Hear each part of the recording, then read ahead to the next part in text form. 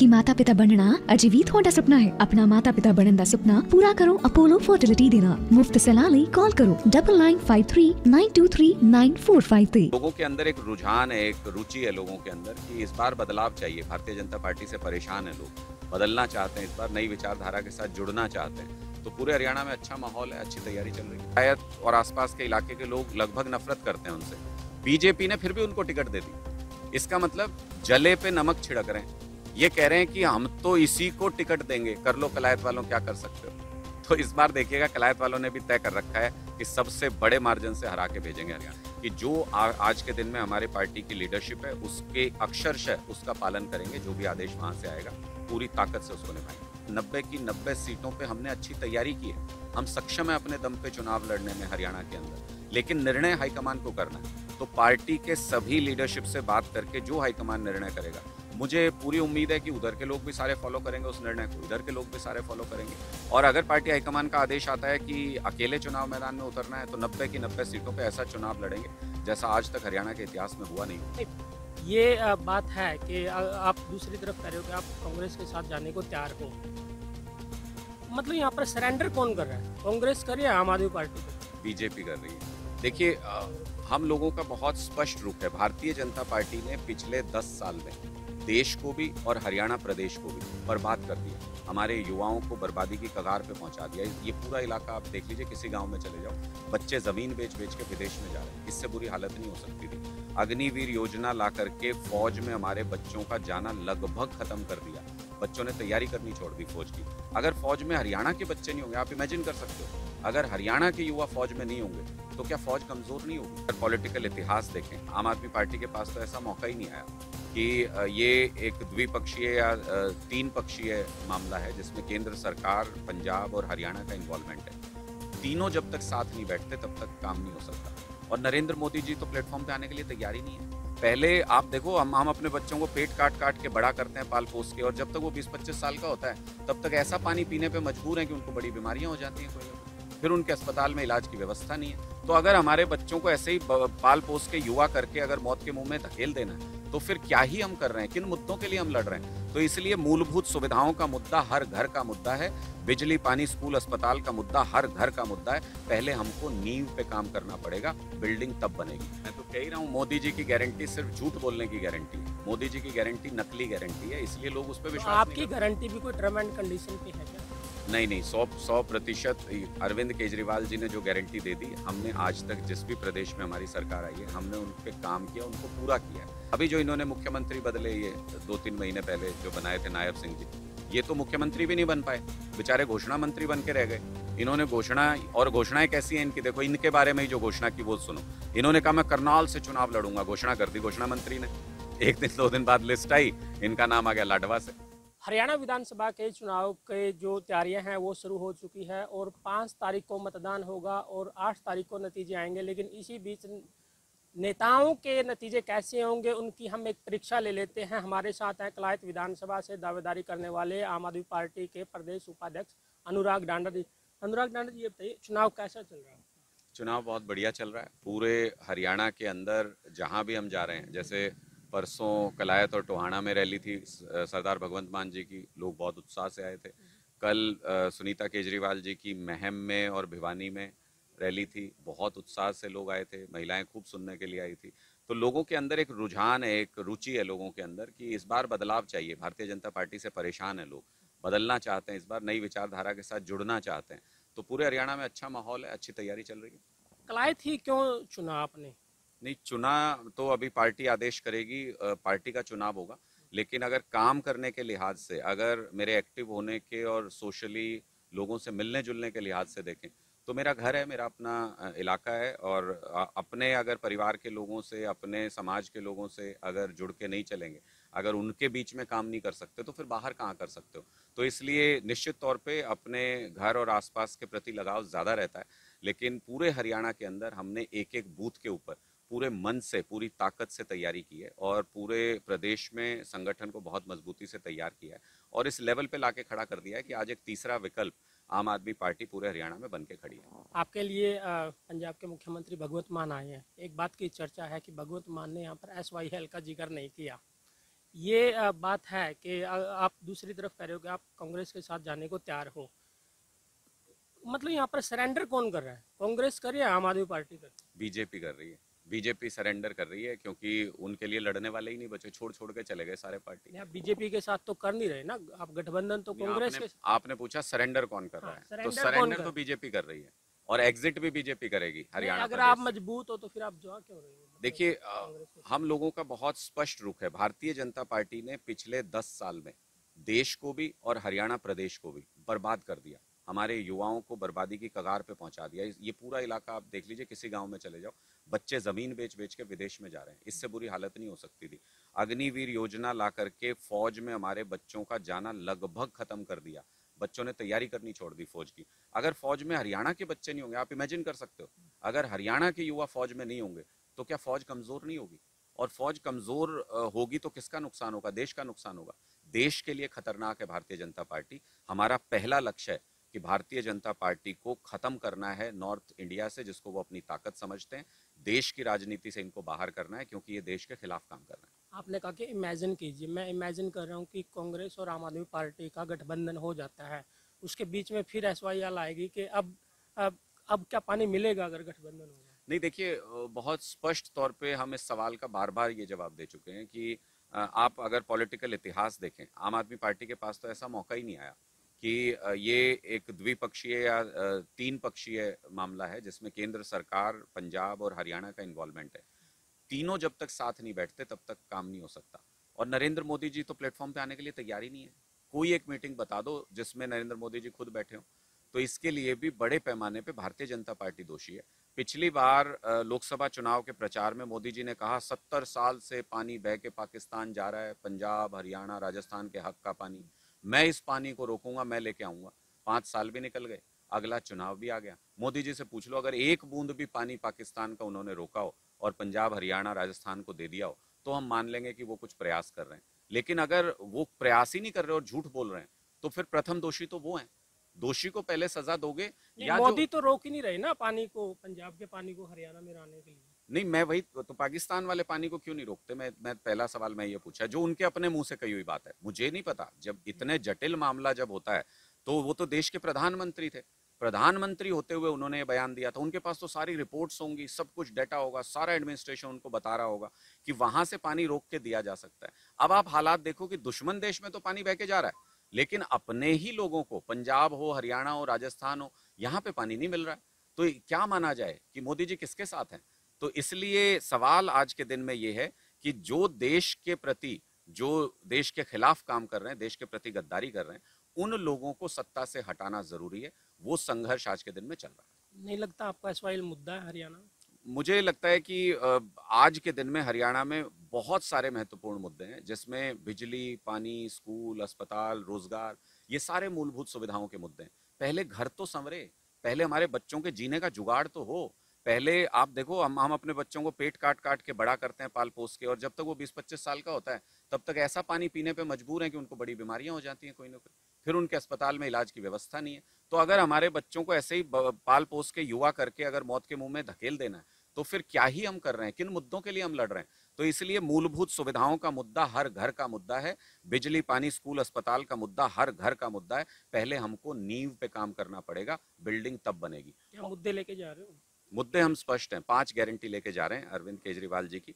और इन 5 गारंटियों में, जैसे घर बनाते हैं तो लाखों ईंटें लगती हैं घर बनाने में, लेकिन घर मजबूत होगा कि नहीं वो इस पे निर्भर करता है कि नींव कितनी मजबूत है। तो ये 5 गारंटियां हरियाणा के भविष्य की नींव है।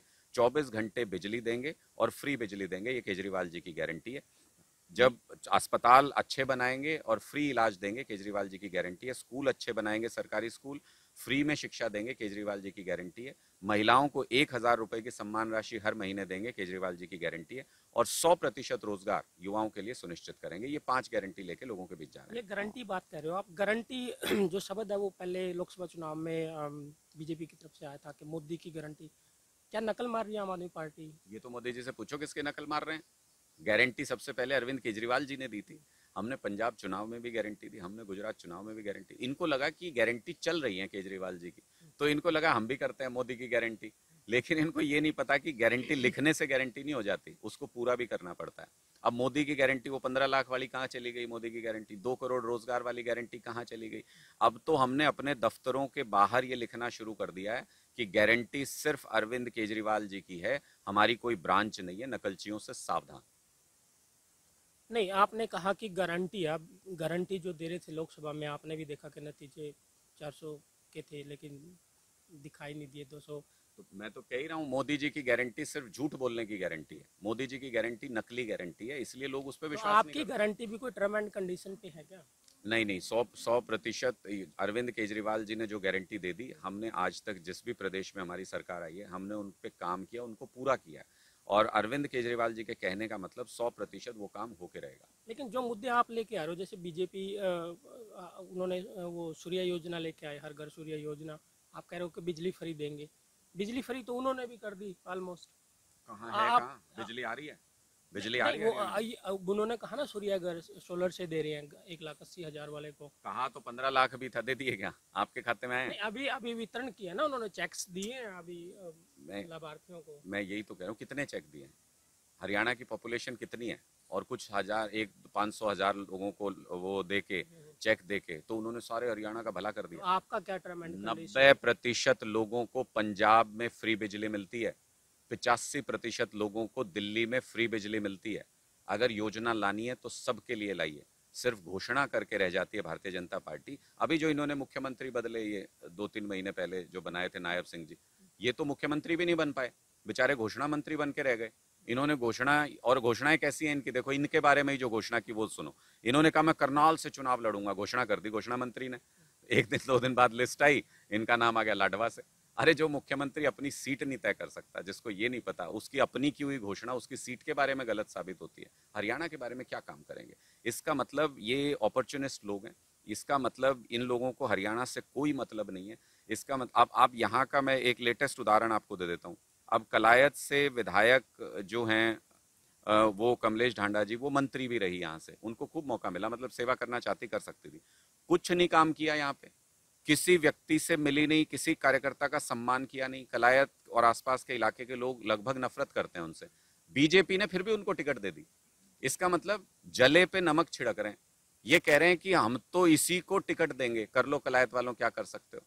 तो इस बार देखिएगा, कलायत वालों ने भी तय कर रखा है कि सबसे बड़े मार्जिन से हरा के भेजेंगे हरियाणा। चलो वो तो उनकी पार्टी का अंदरूनी मामला, वो किसको टिकट देंगे। लेकिन अनुराग डांडा कहाँ से मांग रहे हैं या कहीं से भी दीजिए? देखिए, मैं पार्टी का अनुशासित सिपाही हूँ, और 90 की 90 विधानसभा सीटों पे तैयारी करने की हमारी जिम्मेदारी थी। हमने मन से पूरी ताकत से तैयारी की, पार्टी जहां से आदेश करेगी पूरी ताकत से, तन मन धन से वहां से चुनाव लड़ेंगे और जीत के विधानसभा पहुंचेंगे, अपने आम आदमी पार्टी की विचारधारा को वहां पे बुलंद करेंगे। नहीं, जीत के किसके साथ, कांग्रेस के साथ या 90 की 90 के लिए? जीत लोगों से होती है, जीत लोगों के वोट से होती है, और मैंने स्पष्ट तौर पे कहा कि हमारी जिम्मेदारी 90 विधानसभा सीटों पे पार्टी को तैयार करने की है। हमारा फुट सोल्जर तैयार खड़ा है, एक आदेश का इंतजार है हाईकमान के। हाईकमान को ये निर्णय करना है। हम ये इस तरीके के गठबंधन के निर्णय हमेशा अरविंद केजरीवाल जी हमारी पार्टी में करते आए हैं, और हम सबको अटूट विश्वास है उनके ऊपर। हाईकमान को ये तय करना है कि अगर हरियाणा का भविष्य गठबंधन में है, और अगर सम्मानजनक तरीके से गठबंधन हो रहा है, उनका आदेश आता है, तो हम उसका पालन क्या करेंगे। वन मैन आर्मी है आम आदमी पार्टी? आप कह रहे हो कि बार बार केजरीवाल ही तय करते हैं या पार्टी तय करती है? अरविंद केजरीवाल आज के दिन में एक व्यक्ति नहीं है, अरविंद केजरीवाल आज के दिन में एक विचारधारा है। अरविंद केजरीवाल आज के दिन में व्यक्तियों का समूह है, संगठन है। तो उन जब हम कहते हैं अरविंद केजरीवाल जी तय करेंगे, तो अरविंद केजरीवाल जी पूरे देश में हमारे जो कार्यकर्ता हैं उनकी भावनाओं को ध्यान में रख के तय करते हैं। अरविंद केजरीवाल जी जब तय करते हैं तो पार्टी की सारी लीडरशिप से बात करके तय करते हैं। ये एक डिसिप्लिन्ड पार्टी की निशानी है कि जो आज के दिन में हमारे पार्टी की लीडरशिप है, उसके अक्षरशः उसका पालन करेंगे, जो भी आदेश वहां से आएगा पूरी ताकत से उसको निभाएंगे। जब लोकसभा चुनाव आए तो आपने रणदीप सिंह सुरजेवाले पर आरोप लगाया था कि हम यहाँ से हारने वाले नहीं थे, हमें तो हराया गया है यहाँ से।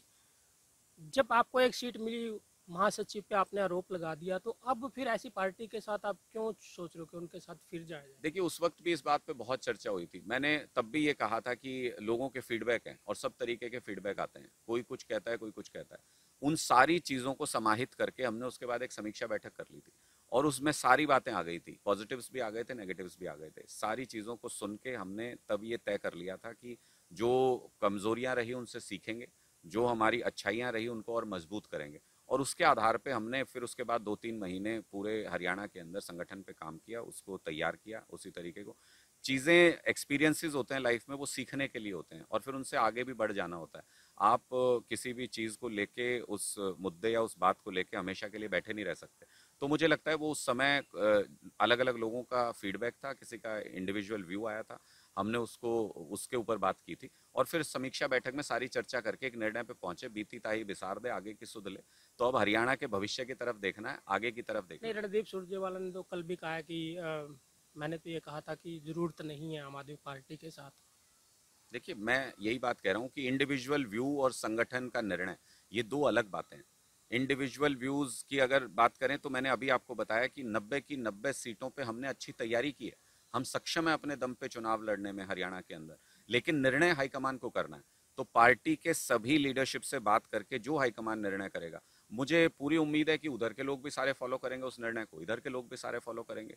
और अगर पार्टी हाईकमान का आदेश आता है कि अकेले चुनाव मैदान में उतरना है, तो 90 की 90 सीटों पे ऐसा चुनाव लड़ेंगे जैसा आज तक हरियाणा के इतिहास में हुआ नहीं हुआ। नहीं, पहली बार आम आदमी पार्टी विधानसभा चुनाव लड़ रही है और इतनी पुरानी पार्टी के साथ गठबंधन, कहीं के एक हाथ उन्होंने भी बढ़ाया, आपकी तरफ से भी बढ़ा है।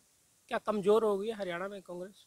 नहीं, मुझे नहीं लगता है कि ये इससे ये स्पष्ट होता है कि कोई कमजोर हो गया या कोई ताकतवर हो गया। गठबंधन जब होता है, जब हमने केंद्र में गठबंधन किया तो एक ऐसी तानाशाह सरकार को गिराने के लिए किया था, ऐसी तानाशाह सरकार को कमजोर करने के लिए किया था जो लोगों के ऊपर अत्याचार कर रही थी, और हम उसमें कामयाब रहे पूरी तरह से। मोदी जी के दोनों हाथों में बैसाखी आज के दिन में, ज्यादा तेज चलेंगे औंधे मुंह गिरेंगे, ऐसी हालत में उनको लाके खड़ा कर दिया।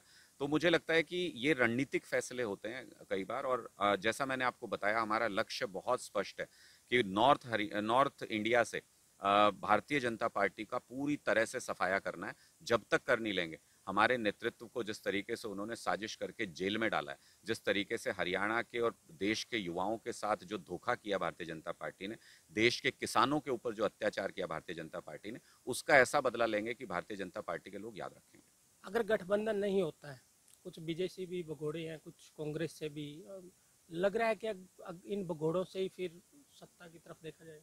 नहीं, देखिए, भगोड़े कहना सही नहीं है, उसका कारण भी होता है कि वो किसी न किसी चीज़ से असंतुष्ट हैं, और कोई तो निर्णय ऐसा भारतीय जनता पार्टी का या दूसरी सभी पार्टियों का रहा होगा जिसकी वजह से वो उससे बाहर, उन्होंने उस निर्णय से बाहर निकले वो। तो हम काफ़ी लोगों के संपर्क में, लगभग 2 दर्जन लोग इस तरीके के आम आदमी पार्टी के संपर्क में, हमारी बीजेपी या बातचीत कांग्रेस में? सभी जगह से, सभी पार्टियों से हमारी लगातार बातचीत चल रही है उनसे, और ये एक रणनीतिक फैसला है। सही समय पे जो निर्णय हमको लेना होगा हम उसको लेंगे, लेकिन हमारी सब तरीके की तैयारी, मैं फिर कह रहा हूँ कि कोई हमें कमज़ोर समझने की अगर भूल कर रहा हो तो ये उसके राजनीतिक जीवन की, उनके राजनीतिक इतिहास की सबसे बड़ी भूल साबित होगी। आम आदमी पार्टी के संयम को कमज़ोरी नहीं समझा जाए। हम 90 की 90 विधानसभा सीटों पर सक्षम भी हैं और रणनीतिक रूप से मजबूत भी हैं, लेकिन हमारा लक्ष्य साफ है कि हम भारतीय जनता पार्टी को साफ करना चाहते हैं जिसने लोगों पे अत्याचार किया। इसलिए हम सर झुका भी सकते हैं, इसलिए हम संयम भी बरत सकते हैं, सब कुछ कर सकते हैं, लेकिन तैयारी हमारी पूरी है और पूरी ताकत से चुनाव लड़ने में सक्षम है। ये थे आम आदमी पार्टी के प्रदेश उपाध्यक्ष अनुराग डांडा, जो कलायत से अपनी दावेदारी पेश कर रहे हैं। लेकिन दूसरी तरफ से जो दावेदारी है वो जयप्रकाश अपने बेटे विकास सहारण के लिए भी कर रहे हैं। वहीं तीसरी तरफ अगर बात की जाए तो रणदीप सिंह सुरजेवाला के नेतृत्व में मैदान में तैयारी कर रही श्वेता डुल भी इस सीट को आजमाना चाहती है। लेकिन अगर ऐसे में दोनों पार्टियों के बीच में गठबंधन हो जाता है तो देखते हैं कि ये सीट किसके पाले में आएगी। कैथल से एबीपी न्यूज़ के लिए सुनील रविश।